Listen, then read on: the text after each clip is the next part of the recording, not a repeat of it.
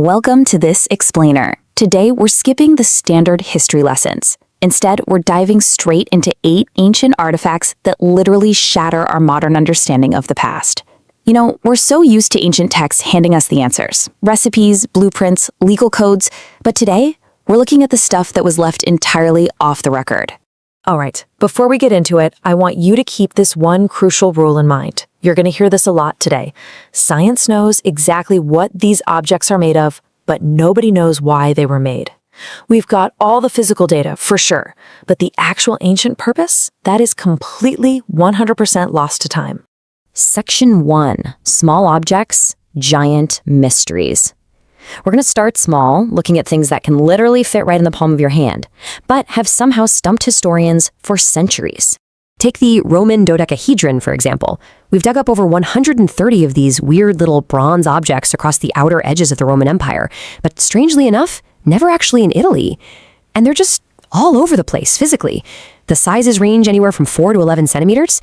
The weights vary wildly up to a full kilogram, and the hole sizes don't even match up. So this total lack of standardization, it instantly kills that popular theory that they were used as artillery rangefinders or, precise measuring tools. Because a tool requires a standard, right? And here there is absolutely none. So what on earth were they? Well, the internet's favorite theory is that they were just fancy knitting tools for making winter gloves. But honestly, archaeology kind of ruins the fun here. No sensible Roman is going to waste highly expensive, heavy lead bronze on a simple household tool. Plus, metallurgical analysis of one found in Lincolnshire showed a massive 27% lead content. That makes it great for complex casting, but absolutely terrible for durability. And the real nail in the coffin? There are 0 signs of working friction or wear and tear on any of them. Now, what's really mind-blowing about our next small object, the 16-centimeter clay Phaistos disc from Crete, is how it totally rewrites technological history. It's got this set of 45 unique symbols, but here is the kicker. They weren't carved into the clay. They were physically stamped into it using individual seals. Just think about what that actually means. This is a fully functional piece of movable type printing literally thousands of years before Johannes Gutenberg supposedly invented the technology.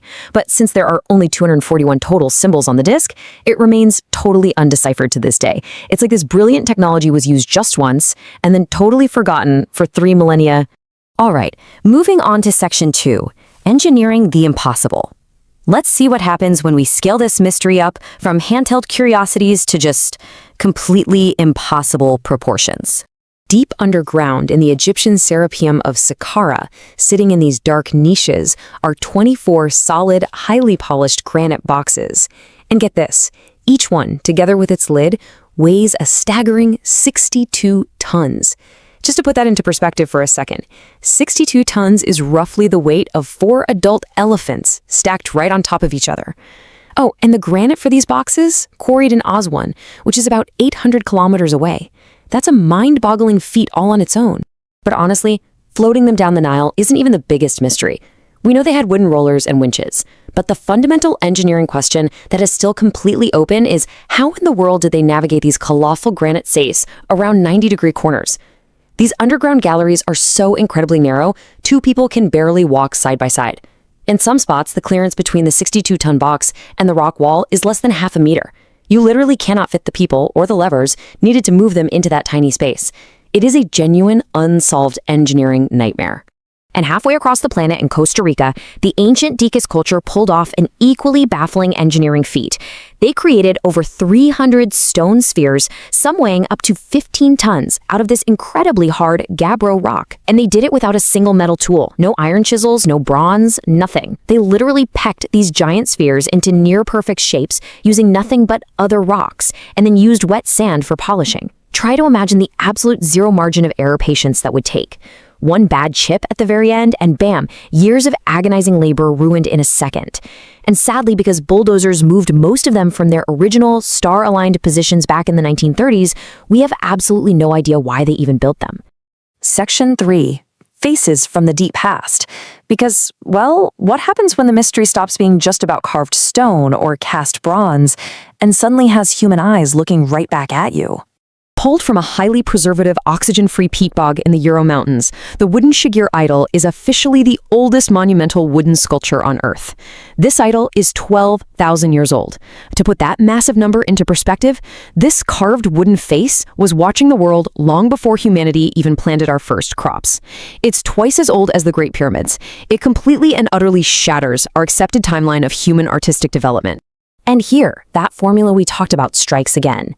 We know the physical facts. We know the wood came from a single large tree with exactly 159 growth ranks. But science cannot explain why Stone Age hunters took the time to carve a towering 5-meter system of geometric codes and 8 separate faces. For a long time, we thought complex, abstract symbols required settled farming societies, temples, free time, right? Well, these nomadic hunters supposedly had none of that, yet they managed to leave behind this massive monument, completely encoded with a worldview we will probably never be able to translate. Moving on to Section 4, the Silent Desert Mummy. Escalating from a carved wooden face, our next enigma is a once living woman whose actual eyelashes have survived perfectly intact for 4,000 years in the brutally harsh, hyper-arid sands of Western China. So the most crucial point about the beauty of Zhaohe, as she's known, is this massive, glaring contradiction. See, for years, her physical features like her reddish hair and distinctly European facial structure strongly suggested she was a Western immigrant who somehow wandered into ancient China. It was a really neat, convenient theory. Well, until modern genetic sequencing completely broke it. Her DNA revealed she was actually 72% ancient North Eurasian and 28% Northeast Asian. Turns out her people were totally isolated, indigenous Siberians who simply never intermarried with anyone else for centuries. But what makes her truly defy explanation is the context of her burial. This isolated culture clearly interacted with their neighbors enough to adopt farming and cattle herding, yet they maintained this complete genetic isolation. And even more baffling, they chose to bury their dead in actual wooden boats, complete with wooden oars, right smack in the middle of a scorching, bone-dry desert with literally no rivers in sight. The mummification wasn't even artificial. It was completely natural, driven by the dry salt and sand. And since they left behind zero written language, they took the true meaning of this bizarre desert boat ritual straight to the grave. Section 5, the Bronze Age Cosmos. Next up, we're looking at an artifact that remains entirely silent on its practical purpose, but speaks absolute volumes about how deeply ancient humans understood the sky above them. Unearthed in Germany, the 3,600-year-old Nebra sky disk is just an absolute bronze marvel. The disk features these 2 gold arcs on its outer edges that measure exactly 82 degrees, and that is definitely not random. 82 degrees perfectly mirrors the precise angle between the sunrise at the summer solstice and the winter solstice, specifically at the exact latitude where the disk was buried. We know it was forged using copper from Austria and gold from Cornwall, which proves this vast ancient trade network already existed. But why on earth a Bronze Age person carried this incredibly accurate map of the cosmos up onto a hill and buried it? That remains a total mystery. Section 6, the Unsolved Treasure Map. We have officially reached our final artifact, and this one involves a literal treasure hunt that has baffled archaeologists and fortune seekers alike for over 70 years. Discovered in a remote Qumran cave near the Dead Sea back in 1952, the Copper Scroll is unlike any other ancient text we have. It's not a religious manuscript at all. Actually, it's a uniquely engraved metal list of 64 treasure locations. And just to give you an idea, one of those single stashes claims to hold roughly 30 tons of silver. In total, the scroll describes hiding places for what would easily be billions of dollars worth of precious metals in modern value. But guys, here is the maddening reality of the Copper Scroll. Despite acting as this highly specific, almost boringly dry accounting inventory, expeditions have found absolutely nothing. 0 coins, 0 silver bars, nothing. And why? Well, because the ancient landmarks it relies on were written for locals living 2,000 years ago. Directions like under the 3rd row of stones or near the steps are utter useless to us today because those stones and steps have been completely wiped off the map by 2 millennia of wars, earthquakes, and endless construction. This scroll literally splits the historical community perfectly down the middle. The sheer effort required to chisel this mundane accounting text into highly expensive copper is just baffling. So Camp 1 believes the treasure is completely real. Maybe it's the hidden wealth of the Second Temple before it fell.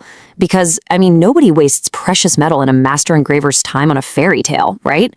But then Camp 2 argues that since not a single coin has ever been found, it simply has to be the most elaborate, expensive work of ancient fiction ever created.